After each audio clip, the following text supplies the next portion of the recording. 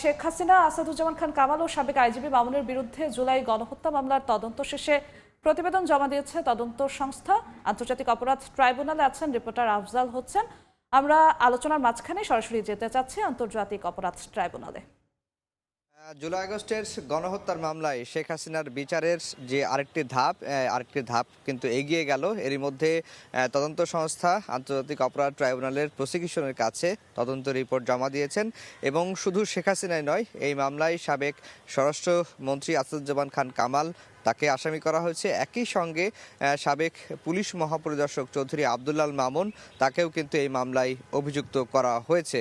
আর ট্রাইব্যুনালের প্রসিকিউশন বলছেন যে শেখ হাসিনা এবং তার দুই কমান্ডার, স্বরাষ্ট্রমন্ত্রী এবং পুলিশের মহাপরিদর্শক শেখ হাসিনা এবং তার দুই কমান্ডারের বিরুদ্ধে এই তদন্ত রিপোর্ট দাখিলের মধ্য দিয়ে এখন তারা আনুষ্ঠানিক অভিযোগ ট্রাইব্যুনালে দাখিল করবেন। খুব শীঘ্রই সেটি দাখিল করবেন। হয়তো এ মাসেই শেখ হাসিনার এবং আসাদুজ্জামান খান কামাল এবং চৌধুরী আবদুল্লাল মামুনের বিচার শুরু করা যাবে, এমনটি কিন্তু প্রসিকিউশন প্রত্যাশা করছেন। আর শেখ হাসিনার বিরুদ্ধে মূলত সুপিরিয়র কমান্ড রেসপন্সিবিলিটি অর্থাৎ ঊর্ধ্বতন কর্তৃপক্ষের দায়, আন্তর্জাতিক অপরাধ ট্রাইব্যুনালের যে আইন রয়েছে তিনি এই দায়ে অভিযুক্ত করা হয়েছে তাকে এবং আসাদুজ্জামান খান কামালকেও এবং পুলিশের সাবেক মহাপরিদর্শক চৌধুরী আবদুল্লাল মামুনকেও একই ধারায় একই অভিযোগে অভিযুক্ত করা হয়েছে। এবং জুলাই আগস্টের যে আন্দোলন 16 জুলাই থেকে 5 আগস্ট পর্যন্ত 3 সপ্তাহে সারা দেশে যে 1400-রও বেশি মানুষকে হত্যা করা হয়েছে, প্রায় 30,000 মানুষকে আহত করা হয়েছে, সেই সকল দায়ী কিন্তু শেখ হাসিনা এবং আসাদুজ্জামান খান কামাল এবং চৌধুরী আবদুল্লাল মামুনকে দেয়া হয়েছে।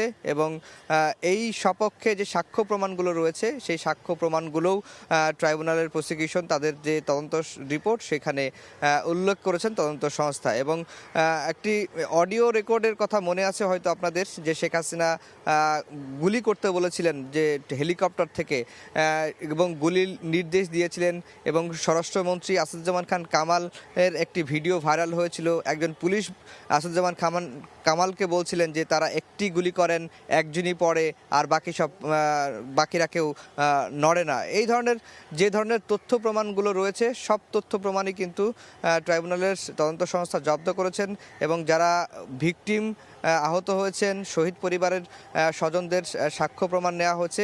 মামলাটি প্রমাণের জন্য যত ধরনের সাক্ষ্য প্রমাণ দরকার হয় সব ধরনের সাক্ষ্য প্রমাণই কিন্তু প্রসিকিউশন জব্দ করেছে। এবং এই মামলার অন্যতম যে আসামি চৌধুরী আবদুল্লাল মামুন তাকেও কিন্তু বেশ কয়েকবার তদন্ত সংস্থা জিজ্ঞাসাবাদ করেছে এবং জিজ্ঞাসাবাদে গুরুত্বপূর্ণ তথ্য মিলেছে এবং সেই জবানবন্দিও কিন্তু তদন্ত প্রতিবেদনে উল্লেখ করা হয়েছে। সব মিলিয়ে যেটি প্রসিকিউশন বারবারই বলছে যে তাদের বিরুদ্ধে অর্থাৎ এই 3 জনের বিরুদ্ধে শেখ হাসিনা এবং আসাদুজ্জামান খান কামাল, সাবেক পুলিশ মহাপরিদর্শক চৌধুরী আবদুল্লাল মামুনের অপরাধ প্রমাণ করার জন্য যে ধরনের তথ্য প্রমাণ, বিশ্বাসযোগ্য তথ্য প্রমাণ আদালতে দাখিল করার প্রয়োজন, সব ধরনের তথ্য প্রমাণ এখন তাদের হাতে এসেছে। এখন তারা আনুষ্ঠানিক অভিযোগ, যেটি আইনের ভাষায় বলা হয় ফর্মাল চার্জ, সেটি তারা আন্তর্জাতিক অপরাধ ট্রাইব্যুনালে খুব শীঘ্রই দাখিল করবেন। এবং তারা এও আশা করছেন হয়তো এ মাসেই শেখ হাসিনা সহ এই 3 জনের আনুষ্ঠানিক বিচারের যে প্রক্রিয়া সেটি শুরু করতে পারবেন। তো এই ছিল আন্তর্জাতিক অপরাধ ট্রাইব্যুনাল থেকে আমার কাছে সবশেষ খবর। আন্তর্জাতিক অপরাধ ট্রাইব্যুনাল থেকে সরাসরি যুক্ত হয়েছিলেন সহকর্মী আফজাল হোসেন।